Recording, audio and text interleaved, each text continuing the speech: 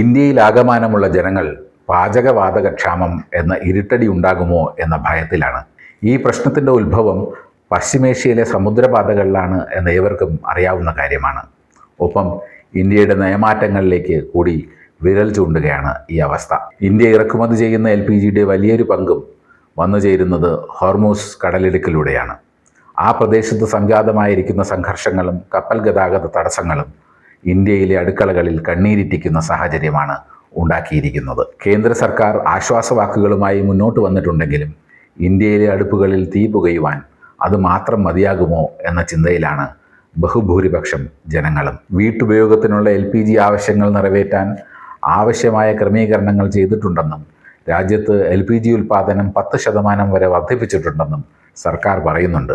എന്നാൽ നഗരങ്ങളിൽ ഗ്യാസ് ഏജൻസികളുടെ മുന്നിൽ കാത്തു നിൽക്കുന്ന ആളുകളുടെ എണ്ണം കൂടിക്കൂടി വരികയാണ്. പാചകവാതകം ബുക്ക് ചെയ്യാൻ കഴിയാതെയാവുന്നതും സിലിണ്ടറുകൾ എത്താനുണ്ടാകുന്ന കാലതാമസവും ചില സ്ഥലങ്ങളിൽ കരിഞ്ചന്തകളുടെ സാന്നിധ്യവും ഒക്കെ റിപ്പോർട്ട് ചെയ്യപ്പെടുന്നുണ്ട്.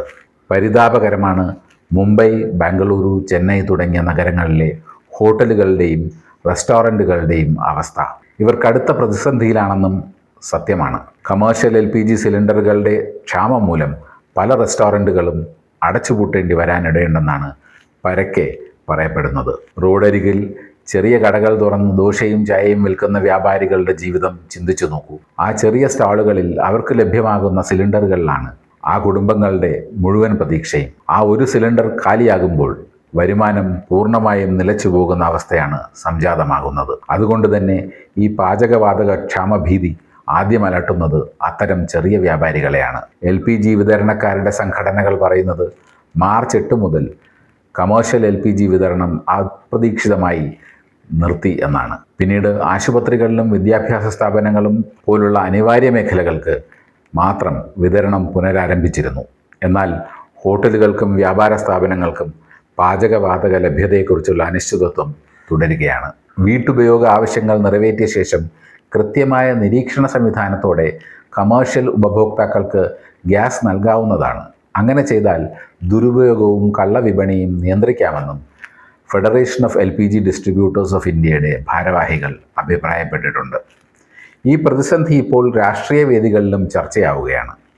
സവിശേഷമായും ഈ വിഷയം ഗൗരവപൂർവ്വം സമീപിച്ചിരിക്കുന്നത് ആം ആദ്മി പാർട്ടി നേതാവായ അരവിന്ദ് കെജ്രിവാളാണ്. കേന്ദ്ര സർക്കാരിനെ കടുത്ത ഭാഷയിൽ തന്നെ വിമർശിക്കുകയാണ് കെജ്രിവാൾ. രാജ്യത്ത് കടുത്ത LPG ക്ഷാമം ഉണ്ടെന്നാരോപിച്ച് സംസാരിച്ച ആം ആദ്മി പാർട്ടി നേതാവ് ഹോട്ടലുകളും റെസ്റ്റോറൻറ്റുകളും അടച്ചുപൂട്ടാനുള്ള സാഹചര്യം ഉണ്ടാകുകയാണെന്ന മുന്നറിയിപ്പും നൽകിയിട്ടുണ്ട്.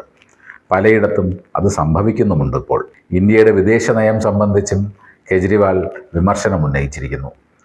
പ്രധാനമന്ത്രി നരേന്ദ്രമോദി ഇന്ത്യയുടെ പതിറ്റാണ്ടുകളായ ചേരിചേരാ നയത്തിൽ വെള്ളം ചേർത്തിരിക്കുകയാണെന്നും അത് ഇന്ത്യയുടെ പൊതുജനങ്ങളെ ബാധിക്കുമെന്നും ആരോപിച്ച് മുന്നോട്ട് വന്നിട്ടുണ്ട് കെജ്രിവാൾ. ഇസ്രായേൽ പ്രധാനമന്ത്രി ബെഞ്ചമിൻ നെതന്യാഹുവിനെ പിന്തുണയ്ക്കുക വഴി ഇറാനുമായുണ്ടായിട്ടുള്ള ഇന്ത്യയുടെ ബന്ധം മോഡി തകർത്തിരിക്കുകയാണെന്നും ശക്തമായ ഭാഷയിൽ അരവിന്ദ് കെജ്രിവാൾ പറയുന്നു. കണക്കുകൾ പ്രകാരം 2025 ഏപ്രിൽ മുതൽ 2026 ജനുവരി വരെ ഇന്ത്യയിൽ 10.642 ദശലക്ഷം മെട്രിക് ടൺ LPG ഉൽപ്പാദിപ്പിക്കുകയുണ്ടായി. 2026 ജനുവരിയിൽ മാത്രം 1.158 ദശലക്ഷം ടൺ ഉൽപ്പാദനം നടന്നു. ഇപ്പോൾ ആഭ്യന്തര ഉൽപ്പാദനം കൂടി വർദ്ധിപ്പിക്കാനുള്ള ശ്രമങ്ങളാണ് നടക്കുന്നത്. എങ്കിലും ക്ഷാമം സത്യമാവുകയാണ്.